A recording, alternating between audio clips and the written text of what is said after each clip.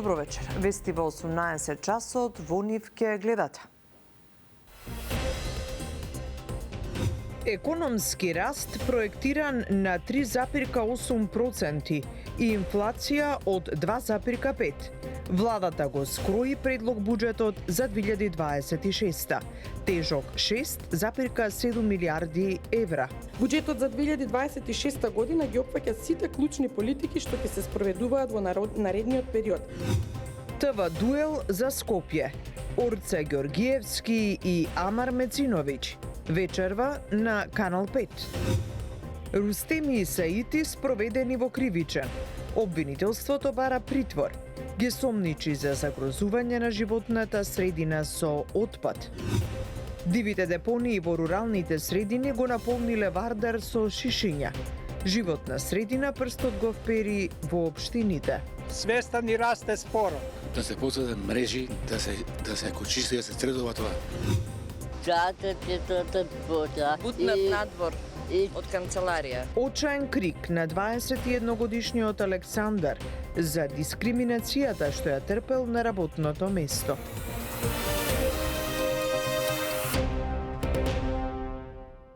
Директорот на комунална хигиена Сабахудин Рустеми и управителот на секторот за управување со отпад Аки Саити веќе 4 часа се во кривичниот суд каде трае нивниот распит.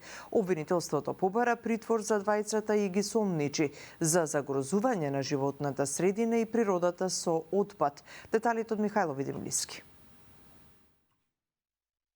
Скопското обвинителство отвори истрага и предложи притвор за в.д. директорот на јавното предпријатие комунална хигиена Сабахудин Рустеми и за управителот на секторот за управување со отпад Аки Саити.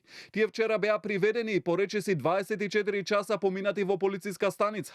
Попладнево беа спроведени во Скопскиот кривичен суд на распит. Истрагата доаѓа по кривичната пријава од МВР. Осомничени се за кривично дело загрозување на животната средина и природата со отпад по член 230 став 1 од кривичниот законник, зашто им се заканува затворска казна од 1 до 10 години. Од МВР соопштија дека според кривичната пријава постапиле спротивно на законот за управување со отпад и на основната дејност на предпријатието за редовно собирање и транспортирање на комуналниот смет на територијата на град Скопје. Со пропуштање на целосниот надзор на собирањето и транспортирањето на комуналниот отпад, како и со непрописно управување со отпадот, тие овозможиле во текот на месецов да се соберат мали депонии на јавни и сообраќајни површини во близина на предвидените садови за собирање комунален отпад, со што предизвикале значително оштетување на квалитетот на почвата, воздухот и водата и го довеле во опасност животот и здравието на луѓето од предизвикување заразни или други болести.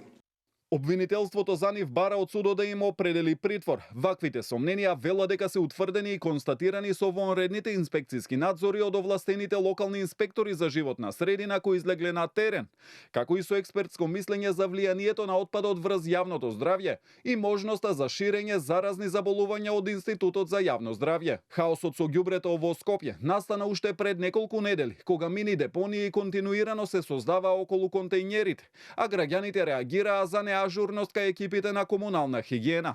Околу случувањата во предпријатието реагираше и синдикатот, од каде укажаа дека вработените кои добивале плати со задоцнување располагале со стара и расипана механизација, а посочи и на сомнежи за тоа каде завршувале парите, кои Скопјани ги уплаќаат на сметка на ЈП комунална хигиена. Нашите сознанија говорат дека 3 банки веднаш како граѓанинот ќе ја плати сметката во банка, делот за смет се префрла на сметката на ЈП комунална хигиена.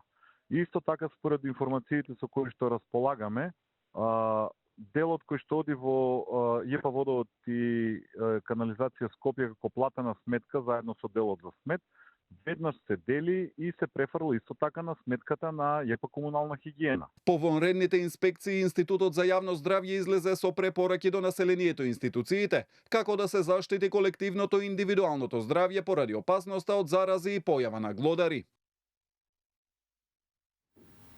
Економскиот раст проектиран на 3,8%, буџетскиот дефицит на 3,5% од бруто домашниот производ. Владата го скрои буџетот за следната година кој е тежок 6,7 милиарди евра. Министерката Димитриевска Кочовска вели дека буџетот ги опфаќа сите клучни политики за наредниот период. Повеќе од Сандра Спасовска. Владата го усвои предлог буџетот за 2026 година тежок 6,73 милиарди евра. Приходите се проектирани во вредност од 6,1 милиарда евра, додека расходната страна на 6,73 милиарди евра, што е незначително зголемување во однос на буџетот од 2025 година. Во предлог буџетот кој денеска мина на владина седница е предвидено буџетскиот дефицит да изнесува 637 милиони евра или 3,5% од брутодомашниот производ. Министерката за финансии Гордана Димитриевска Кочовска при презентација на предлог буџетот рече дека тој ги опфаќа сите клучни политики што ќе се спроведуваат во наредниот период. Кочовска вели, продолжуваме со строга фискална дисциплина, каде растот е поизразен на приходната отколку на расходната страна. Со буџетот ќе се обезбеди редовна исплата и на плати, пензии и социјална заштита. Буџетот за 2026 година ги опфаќа сите клучни политики што ќе се спроведуваат во наредниот период, со јасна цел забрзување на економскиот раст, паралелно со постепена фискална консолидација. Согласно растот на просечната плата, имаме раст кај пензиите, 1000 денари добија сега пензионерите, согласно пресметките исто толку ќе биде и во март следната година и во септември исто така, имајќи предвид дека просечната плата ќе расте и природно ќе расте и поради недостигот на работна сила и целиот тој природен процес во економијата што се случува, очекуваме дека ќе има раст на пензиите и понатаму, но ќе биде согласно закон. Капиталните инвестиции се проектирани на 659 милиони евра или околу 100 милиони евра помалку во однос на претходната година. Еден од оние водечки капитални инвестиции кои што ги правиме е проектот Бехтеленка. Таму имаме најмногу средства предвидено и сега во услови кога не само од аспект на тоа колку има можности во буџетот, меѓутоа и реалноста на градежните компании, работна сила и така натаму, бидејќи јас не би рекла дека реализацијата на капиталните инвестиции е вина само на ресорните министри, туку толку сметам дека е силата и на приватниот сектор, имајќи пак предвид, ќе кажам, особено во градежништвото, каде што имаме недостиг на работна сила. Така што еден од приоритетите, повторно е најголем дел се предвидува во инфраструктура. Економскиот раст е планиран на ниво од 3,8%, а инфлацијата да изнесува 2,5%.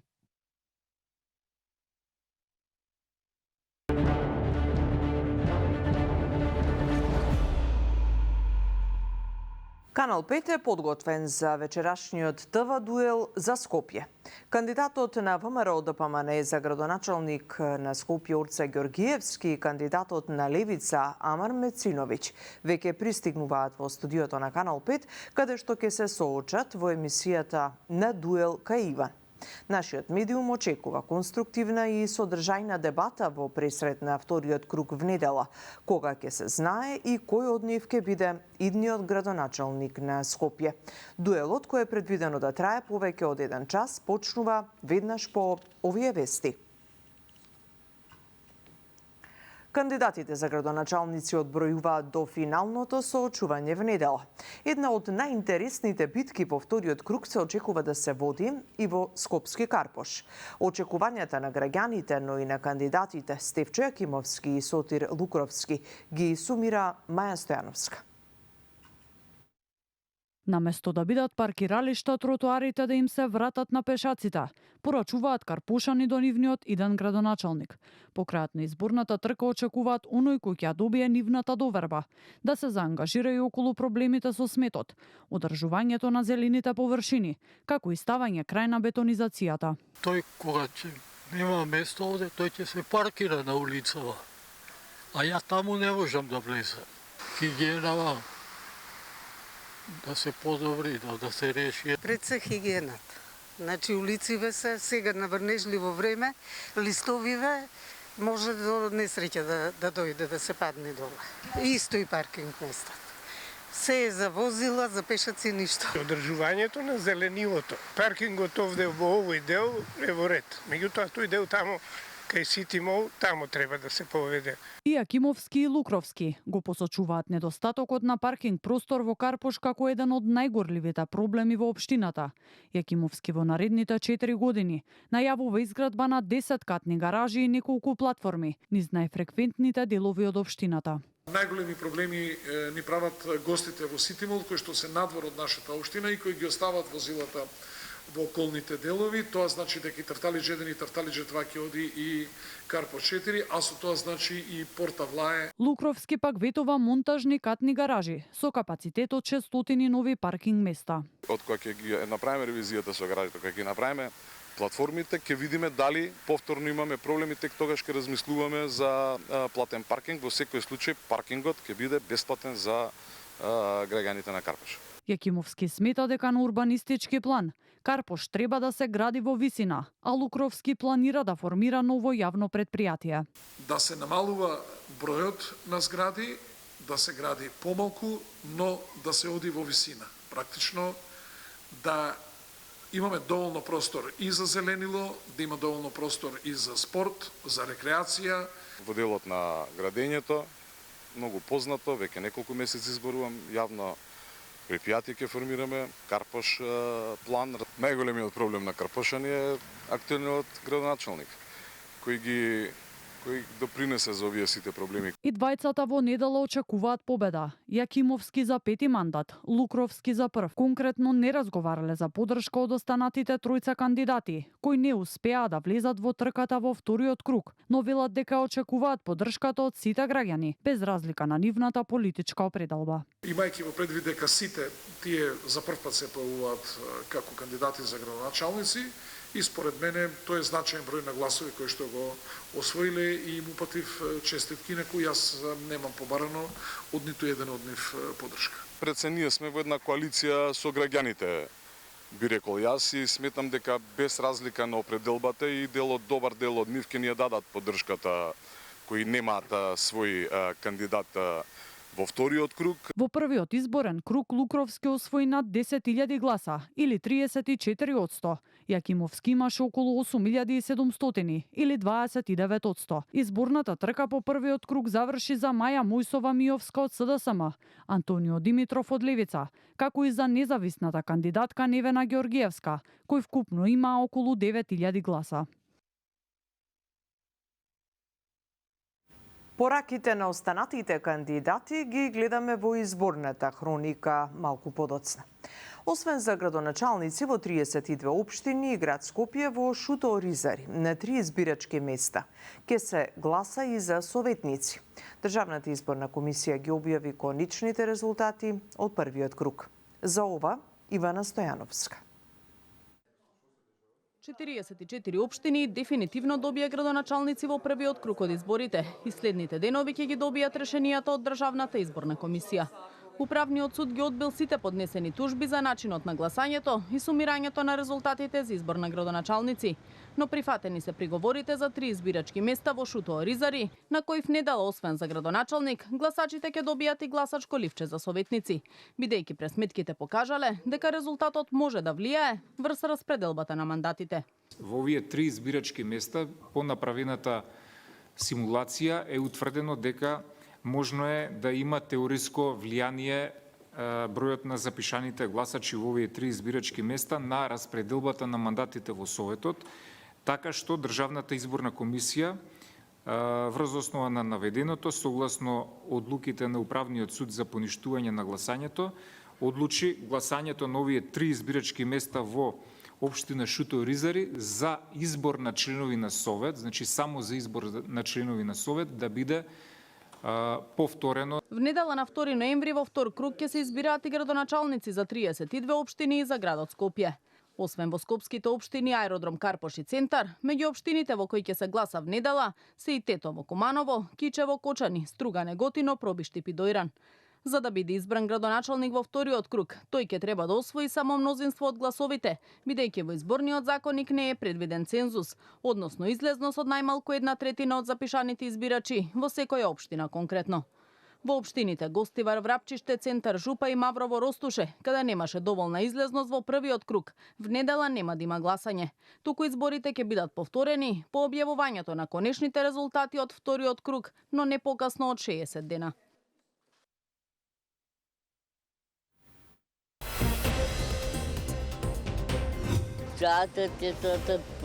Бутнат надвор од канцеларија. Очаен крик на 21-годишниот Никола за дискриминацијата што ја трпел на работното место.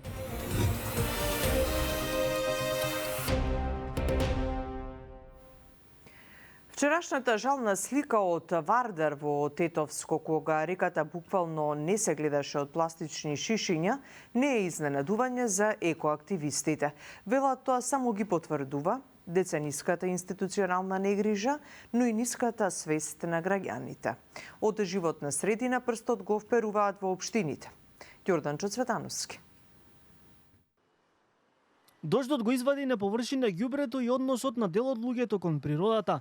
Вчерашната снимка од илјадници шишиња кои пловат по реката Вардар во Полошкиот регион, според надлежното Министерство за екологија, потекнуваат од дивите депонии во руралните места, а одговорноста за тоа е кај општините кои навреме не ги чистат. Во овие подрачја е евидентно присуство на помали или поголеми диви депонии на јавни површини, за чија санација и контрола се надлежни единиците на локалната самоуправа и општинските инспекциски служби. Стои меѓу другото во соопштението на Министерството, од каде апелираат до општините, комуналните предпријатија и граѓаните за заедничка одговорност и делување во насока на зачувување на чистотата на реките и водните текови. За дел од екоактивистите од Тетово, ваквата слика на Вардар не е изненадување. Ние цело време алармираме, но нажалост ефект нема.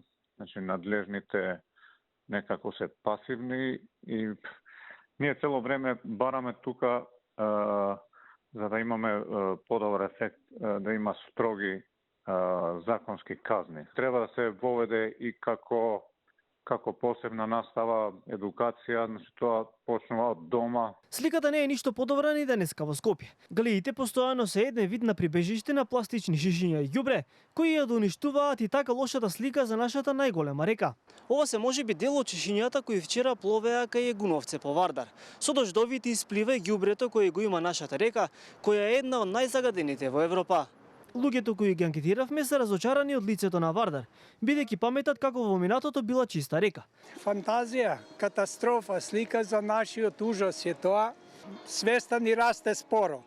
Меѓутоа, власта треба да направи план, например 5 години, 10, како во Словенија да не го менуваат ниедна партија и да го спроведуваат визави природата, нели? Пречистителни станици, депони, фабрики. Да се посадат мрежи, да се екочисти, да се средува тоа. Иначе, лошо изгледа многу. Дали некој свесно го прави, дали има тука некоја политичка позадина, не знам, не е моја да коментирам, меѓутоа тоа е мој став дека не е во ред. А токму една од работите кои можат да го спасат Вардар е пречистителната станица, чие одобрение за градба е добиено во април годинава. Од Скопски водовод велат дека согласно договорот со изведувачот, градбата треба да заврши во ноември 2027 година, а потоа 2 години ќе има пробна работа и обука на персоналот. Под мотото «Стоп за дискриминација и насилство поради попреченост или хендикеп», група родители на лица со попреченост и инвалидитет во паркот Жена Борец одржа протест. Причина е, како што велат, случај на дискриминација на лице со Даунов синдром, вработено во јавна установа. За ова Здравко Димитров. Ме влечеше за рака, а потоа ме isfrли од канцеларија и ми го фрли и ранецот.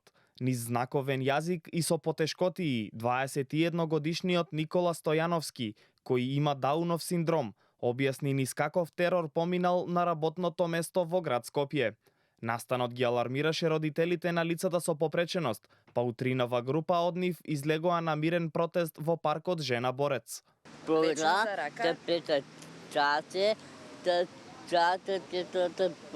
Бутнат надвор од канцеларија. И ранецот фрлен.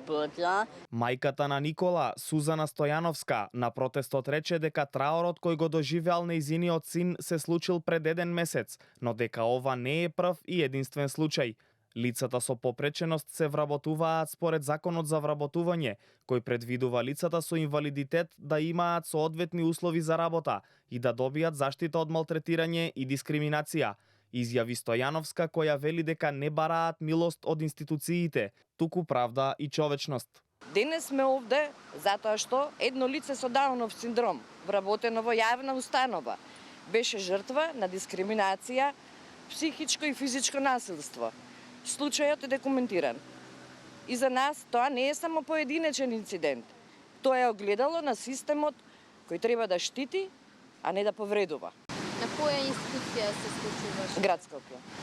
А какви активности сте предземале? Значи, пријавено е во сите надлежни институции што може да се вклучат во вакви случаеви. Дали имате некој одговор? Се уште не. Кога се случуваше тоа? Па пред околу 1 месец. Од град Скопје одговорија дека за конкретниот случај биле запознаени и дека биле преземени мерки согласно како што тврдат барањата на мајката на Никола и истите веќе биле исполнети. Од градот велат дека веќе неколку години во оваа институција се вработени лица со попреченост, но тоа не го промовирале во јавност со цел да го заштитат достоинството на овие лица. Скопје од денеска директно е поврзан со шпанската престолнина. Од меѓународниот аеродром по Платнево реализиран е првиот лет кон Мадрид и е еден од 20 авиолинии воведени во изминатата година. За ова Елизабета Дамјановска-Спасеновска. Скопје од денеска директно се поврзува со шпанската престолнина Мадрид. Првиот директен лет на релација Скопје-Мадрид се реализираше по Платнево од меѓународниот аеродром Скопје. Министерот за транспорт и врски Александар Николовски денеска пред полетувањето на авионот најави дека ќе следуваат уште директни авионски поврзувања до Шпанија. Тој потсети дека од лани до сега отворени се 21 нова директна авиолинија, а како резултат на промената во политиката за субвенционирање се зголемил бројот на патници на Скопскиот и Охридскиот аеродром. Изголемивме субвенциите и скоро отидоа дупло до она што беше претходно.